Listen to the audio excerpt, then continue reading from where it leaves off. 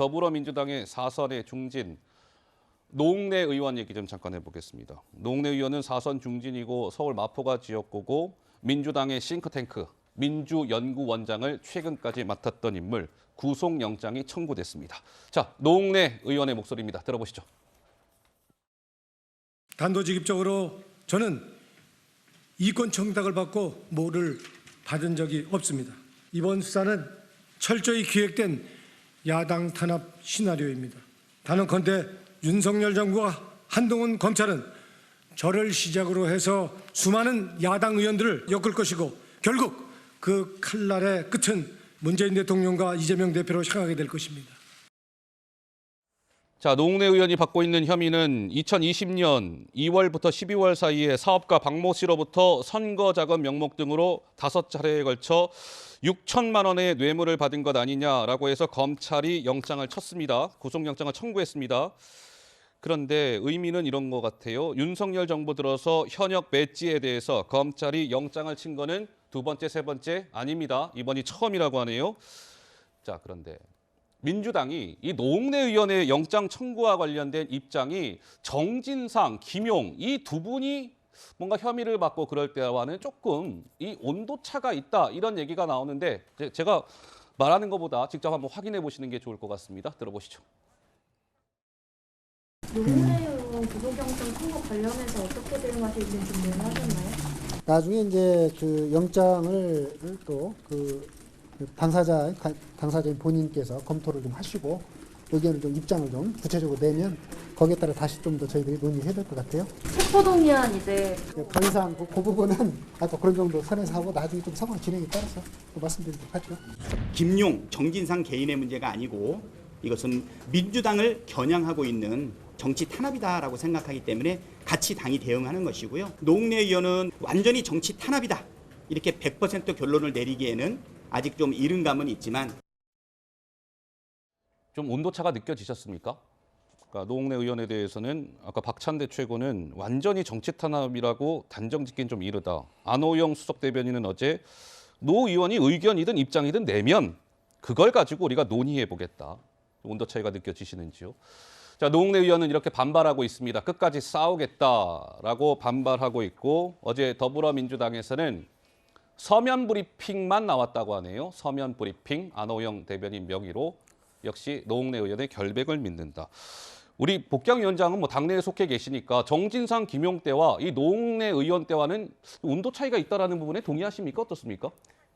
예, 우선 기본적으로 노웅래 의원의 지금 씌어진 혐의가 사실이 아니기를 마음속으로 빌면서 정진상, 김용 같은 경우에는 이재명 때문에 발생된 문제들 아니겠습니까? 예. 그리고 그동안에는 나타나지 않다가 한동훈 법무부 장관이 수사팀을 교체하면서 갑자기 수사 대상이 되었어요. 그 이전에는 사실 정진상 씨가 뭐 아파트를 샀다, 뭐 했다, 뭐 이런 이제 혐의가 있었음에도 불구하고 이제 그 수사를 종결할 수밖에 없었었는데 완전히 새로운 방식으로 지금 수사가 진행되고 있단 말이죠. 그래서 정진상, 김용은 결국은 이재명 죽이기의 어떤 그 흐름 속에서 같이 희생되는 것이다라는 인식이 좀 크고요. 예.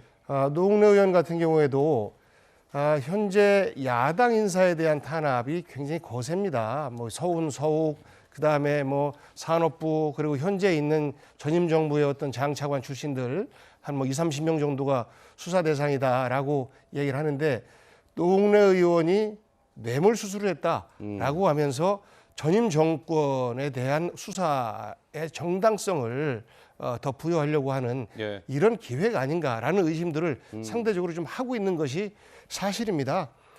단적인 예를 들면 현금 3억이 있었었다라고 하면서 마치 3억이 전부 다가 부정한 돈인 것처럼 이렇게 언론 플레이하다가 예. 실제 보면 한 6천만 원 정도로 얘기를 하고 있는 거 아니겠습니까? 그래서 검찰이 명백하게 사실에 접근하기 위한 수사의 방향으로 갔으면 좋겠다. 네. 야당을 탄압하는 방식이다라는 오해를 주지 않고 갔으면 좋겠고 예. 이것을 바라보는 민주당은 어쨌든 간에 그간의 의원들을 뭐 체포동의안이 국회에 제출되었을 때 처리했던 일반적인 방법으로 처리하지 않을까 예. 이렇게 추측을 합니다. 네, 김정혁 의원. 예. 그 민주당이 그 이재명 대표의 측근인 그다음에 무슨 뭐 민주연구원 부원장이라든가 아니면 뭐 실장 이런 김용과 정진상 두 분을 방어하는 것과 그리고 4선 의원인 당의 4선 의원인 노웅래 의원에 대해서 방어하는 것과가 현격한 차이가 있는 것은 뭐 지금 다 앵커도 말씀하셨고 저 현장에서도 확인할 수 있었는데요.